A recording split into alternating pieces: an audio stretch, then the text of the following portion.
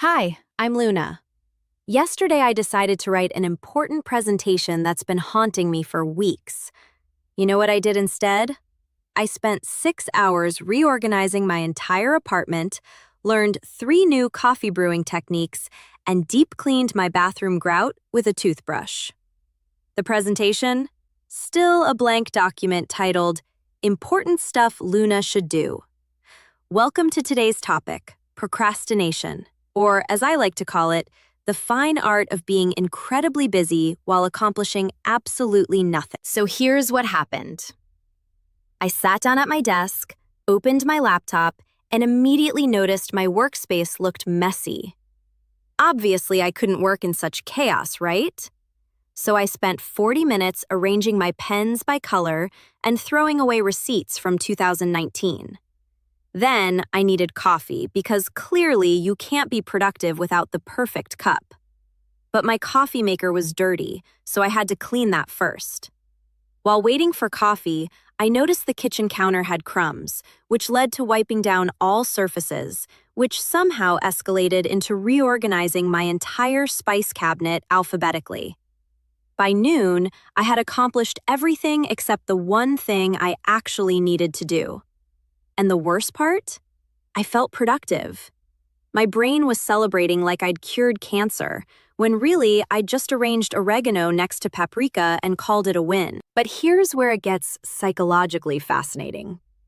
Procrastination isn't about being lazy. It's about fear management. Our brains are basically overly protective parents who see that important task and go, nope, too scary. Let's go play with something safe instead. The presentation might get rejected, criticized, or expose our imperfections. But reorganizing spices? That's guaranteed success with immediate dopamine rewards. The sneaky thing about procrastination is that it disguises itself as productivity. I wasn't sitting on the couch eating ice cream and watching reality TV. I was cleaning, organizing, optimizing my environment. I was being responsible and adult-like. My brain convinced me I was making progress when I was actually running a marathon in the opposite direction. This is what psychologists call productive procrastination, and it's the most sophisticated form of self-sabotage ever invented. We become incredibly efficient at everything except the thing that actually matters. I once spent an entire day researching the perfect productivity system instead of just doing the work. I read 17 articles about time management techniques, downloaded 5 different apps, and created a color-coded schedule so beautiful it deserved its own art exhibition. Time spent actually being productive? 0 minutes. The really twisted part is how our brains justify this behavior. I need the perfect environment to do good work, we tell ourselves. I can't focus with this mess around me. I work better with good coffee. I need to be in the right mindset. These aren't reasons. They're elaborate excuses our fear brain constructs to avoid facing something challenging. And the perfectionism trap makes it even worse. We tell ourselves we need ideal conditions to begin. The stars must align. Our energy levels must be optimal, our workspace must be pristine, and our mental state must be flawless. Meanwhile, the deadline approaches like a horror movie villain, and we're still waiting for everything to be perfect. But here's the plot twist that changed my relationship with procrastination. The goal isn't to create perfect conditions, it's to begin despite imperfect ones. That presentation I was avoiding? I finally wrote it on my phone while sitting in a noisy coffee shop, wearing yesterday's clothes, fueled by gas station coffee. It turned out better than anything I could have created in my perfectly organized, color-coordinated workspace. The breakthrough moment came when I realized that starting badly is infinitely better than not starting at all. I gave myself permission to write terrible first drafts, to make mistakes, to create something ugly that I could improve later. The perfectionist in me was horrified, but the pragmatist in me was finally free to actually work. Now, when I notice myself deep cleaning baseboards instead of doing important work, I recognize it as fear in disguise. I ask myself, what am I actually avoiding here? Usually, it's the possibility of creating something imperfect, facing criticism, or discovering I'm not as talented as I hoped.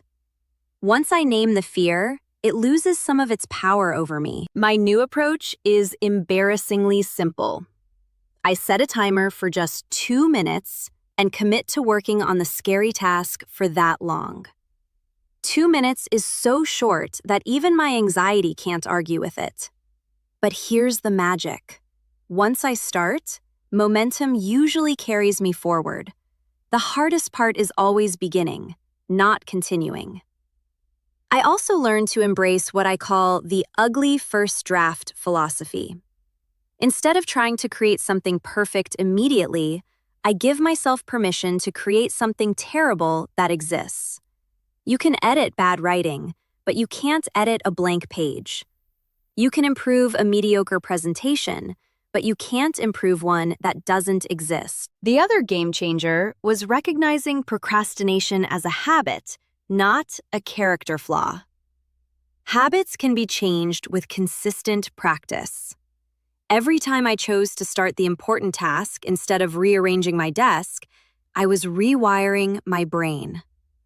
Every ugly first draft was training my perfectionist brain to relax its impossible standards. So here's your homework, because yes, we're doing homework in a video about avoiding work.